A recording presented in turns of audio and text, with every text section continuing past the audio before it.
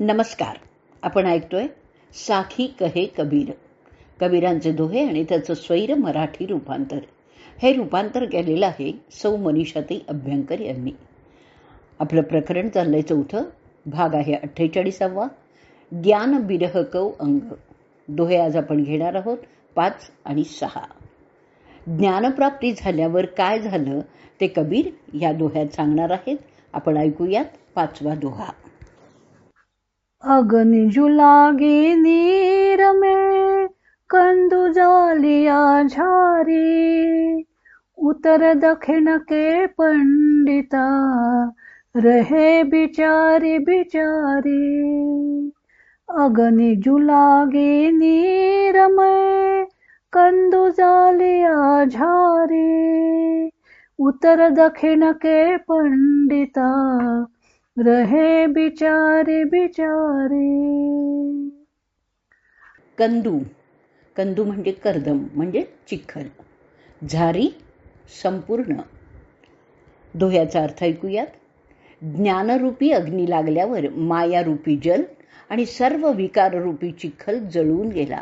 या आश्चर्यचकित करणाऱ्या गोष्टीवर उत्तर आणि दक्षिणेतील पंडित विचार करत राहिले. मायोपाधी दूर झाल्यामुळे ज्ञान होतं.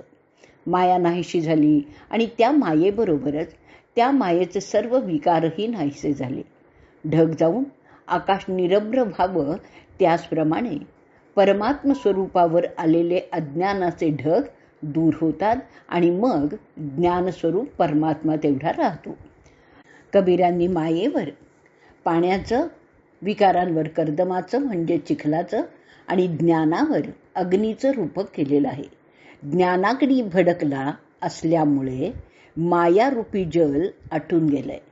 पाण्यामुळे चिखल निर्माण होतो. इथे मायारूपी पाण्यामुळे विकारांचा चिखल निर्माण झालेला आहे. काम, क्रोधादी असंख्य विकार निर्माण होतात आणि मग चिखलात पाय अडकल्यावर ज्याप्रमाणे त्यातून बाहेर पडता येत नाही तशी मनुष्याची स्थिती होते. तो त्या कामक्रोधाधिकांच्या चिखलात अधिकाधिक रुतत जातो. त्यासाठी जल चाटून गेलं पाहिजे, मग तरच चिखल वाळून जाईल. मायारूपी जल भडकलेल्या अग्नीमुळे आटून गेल्यामुळे कामक्रोधादी विकाररूपी चिखलसुद्धा वाळून गेला. ही आश्चर्यकारक गोष्ट उत्तर आणि दक्षिणेकडचे पंडित पाहत राहिले, म्हणजे सर्व पंडित पाहत राहिले. विकार जळून गेल्यावर राहते ते फक्त शुद्ध तत्व. आत्मा परमात्मा एकरूप होतात. असं ऐक्य होण्यासाठी पोथ्या पुराणं लिहिली गेली आहेत. शरीराचा त्याग उत्तरायणातच करायचा की दक्षिणायनात करायचा यावर चर्वित चर्वण करून करून झालेलंही आहे. पंडित केवळ घटापटांची चर्चा करत राहिलेले आहेत, शाब्दिक ज्ञानात गुंतून राहिलेले आहेत. पण हे ऐक्य होण्याच्या आडी येणारे विकास नाहीसे करा असं कबीर वारंवार सांगतायत. कबीर मात्र अनुभव घेऊनच मायेच्या पार झालेले आहेत. आता आपण ऐकूयात मराठी साखी. आग लागता आटून गेले माया जल अंचिखल, विकार कैसे दूर जाहले पंडित करीती विचार. आग लागता आटून गेले माया जल अंचिखल, विकार कैसे दूर जाहले पंडित करीती विचार. हाच भाव पुढच्या दोह्यातही व्यक्त झालेला आहे. पुढचा दोहा 6वा आपण ऐकूया. दौ लागी साईर जल्या पंशी बैठे आई, दाधी देह न पालवई सतगुरु गया लगाई.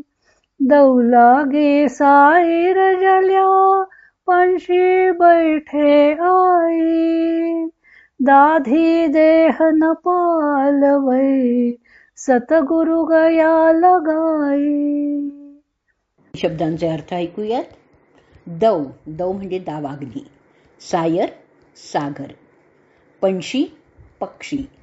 दाधी दग्ध. दोह्याचा अर्थ ऐकूयात. आग लागली, सागर जळू लागला, पक्षी दूर जाऊन बसले.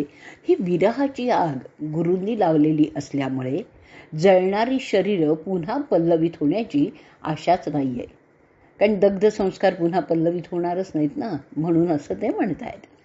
ही आग सद्गुरूंनी लावली आहे. सद्गुरूंनी मंत्रोपदेश केल्यामुळे शिष्याच्या मनात प्रेमाग्नी भडकलाय. आत्मा परमात्म्याशी मिलन होण्यासाठी धडपडू लागला. जसजसा हा दावाग्नी भडकू लागला तसतसा मायारूपी सागर जळू लागला. मायारूपी सागर जळू लागल्यावर हा माया निर्मित देहही जळू लागलाय आणि अर्थातच हा देह माया निर्मितच आहे. त्याला वास्तविक अस्तित्वच नाहीये. आत्मा हा शरीरापेक्षा वेगळा आहे हे कळू लागलंय. असं एकदा का ज्ञान झालं की आत्मा त्या देहाशी एकरूप होत नाही आणि म्हणूनच पंशी बैठे आई असं कबीर म्हणतात. सागर जळू लागल्यावर मग तिथून पक्षी देखील दूर जातात. त्याचप्रमाणे आत्मारूपी पक्षी शरीरापासून वेगळा झाला म्हणजेच तो शरीराहून वेगळा आहे असं ज्ञान झालं. आता एकदा का शरीररूपी सागर जळून गेल्यावर जळलेला वृक्ष जसा पुन्हा पल्लवित होत नाही त्याचप्रमाणे त्या शरीराची असारता कळल्यानंतरच मग पुन्हा शरीरावर येणारच नाही. मराठी साखी ऐकूया. वडवाग्नीने सागर जळला, पक्षी गेले उडुनी, दग्ध देह ना पालवे, आग लाविली गुरुनी. वडवाग्नीने सागर जळला, पक्षी गेले उडुनी, दग्ध देह ना पालवे, आग लाविली गुरुनी. या मराठी साखीबरोबरच आपण आजचा आपला भाग 48वा इथे संपवणार आहोत.